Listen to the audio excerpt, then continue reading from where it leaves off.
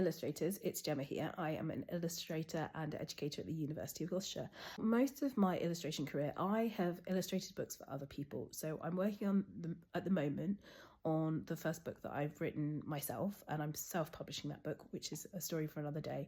But I wanted to talk to you about how you illustrate like a manuscript that you didn't write. And essentially, like, I think that's a really great way to get started.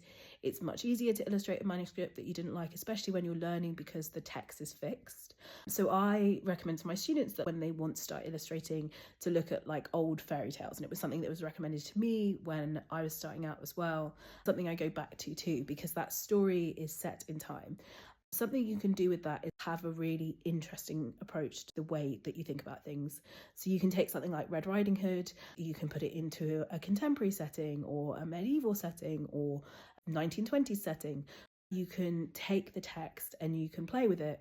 That's what people want to see, the tension between the words and the images. If you think of something like We're Going on a Bear Hunt, so when Michael Rosen initially wrote that book, he was of the mind that it would be like kind of grand ladies. Helen Oxenbury did something that was completely different, and she had it as this very domestic story with these kids going on this bear hunt. We perceive the bear as real, but we never really know whether the bear is in their imagination or real.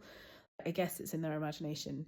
But it's that tension that you create, the way that you can extend the story with the way that you're illustrating it, that art directors want, and that's why they want to work with you. If you can show them that unique vision, it will make it easier for them to book you for work.